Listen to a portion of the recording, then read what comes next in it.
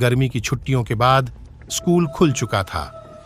सभी छात्र उत्साहित थे क्योंकि स्कूल ने एक विशेष ट्रिप का आयोजन किया था। ये ट्रिप पास के ही एक पुराने किले में जाने की थी, जो अपने भूतिया किस्सों के लिए मशहूर था। स्कूल के प्रधानाचार्य मिस्टर शर्मा ने ट्रिप की घोषणा की और सभी बच्चों को तैयारी करने के लिए कहा।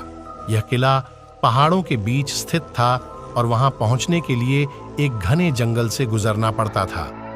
यह किला सदियों पुराना था और लोगों का मानना था कि वहां भूतों का बसेरा है। लेकिन बच्चों को इस बात से कोई डर नहीं था।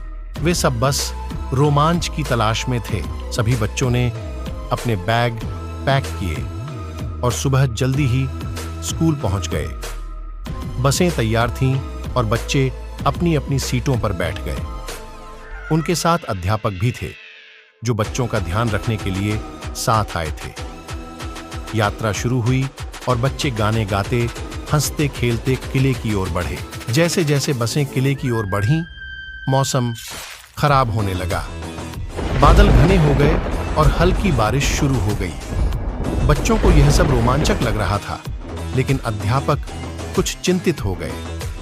जंगल का रास्ता संकरा और फिसलन भरा हो गया था।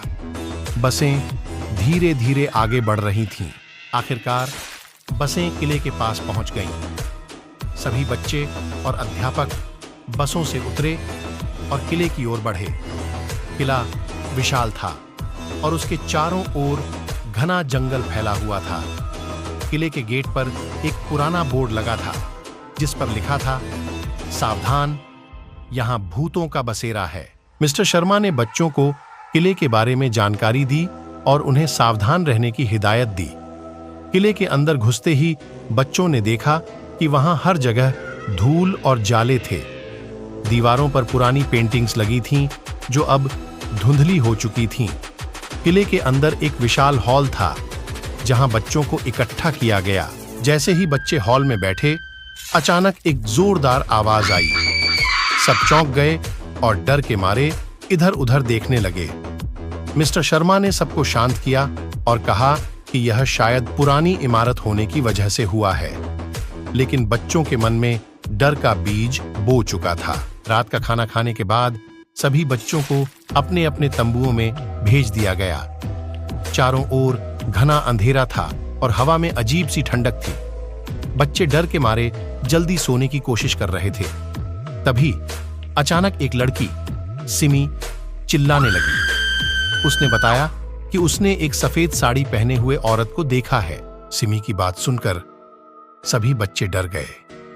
मिस्टर शर्मा ने सिमी को समझाया कि यह उसका भ्रम हो सकता है, लेकिन बच्चे अब सो नहीं पा रहे थे। चारों ओर सन्नाटा था और सिर्फ हवा की साएं साएं की आवाज आ रही थी। रात के गहरे अंधेरे में बच्चों को रहस्यमयी आवाजें सुनाई देने लगीं। कभी किसी के रोने की आवाज आती तो कभी किसी के हंसने की। बच्चे डर के मारे चुपचाप लेटे रहे और एक दूसरे का हाथ पकड़े हुए थे। मध्य रात्रि के करीब अचानक तंबू का पर्दा हिला और एक सफेद साड़ी पहने हुए औरत अंदर आई। बच्चों ने डर के मारे जोर से चिल्लाना शुरू कर दिया। मिस्टर शर्मा और अन्य अध्यापक तुरंत वहां पहुंचे। उन्होंने देखा कि वह औरत हवा में गायब हो गई। अध्यापकों ने तुरंत किले के चारों ओर जांच शुरू की, लेकिन उन्हें कुछ नहीं मिला। बच्चों ने बताया कि उन्होंने अपनी आंखों से वह औरत देखी है, लेकिन अध्यापकों को कुछ भी संदिग्ध नहीं मिला। अगली सुबह सभी बच्चे और अध्यापक जल्दी उठ गए और किले से बाहर निकलने की तैयारी करने लगे। गांव के एक बुजुर्ग व्यक्ति ने उन्हें बताया कि यह किला कभी एक रानी का था, जो यहां अकेली रहती थी। उसकी मौत रहस्यमय तरीके से हुई थी और लोग मानते हैं कि उसकी आत्मा आज भी इस किले में भटकती है। बच्चों और अध्यापकों ने जल्द से जल्द किले को छोड़ने का फैसला किया। सभी ने अपने अपने सामान समेटे और बसों में बैठ गए।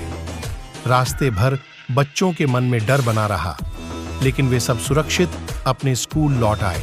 इस घटना ने सभी बच्चों और अध्यापकों को एक जीवन भर का अनुभव दिया। इस डरावनी रात ने उन्हें सिखाया कि कभी-कभी डरावनी कहानियां सच भी हो सकती हैं। इस यात्रा के बाद बच्चों ने कभी भी उस किले के बारे में बात नहीं की और यह घटना उनके जीवन का एक रहस्यमय अध्याय बन गई। इस भूतिया स्कूल ट्रिप की कहानी उन सभी के लिए एक चेतावनी है जो रोमांच की तलाश में भूतिया स्थानों पर जाने का सोचते हैं। कभी-कभी कुछ कहानियां सिर्फ कहानियां नहीं होती, बल्कि वे हमारे आसपास की कड़वी सच्चाई होती हैं।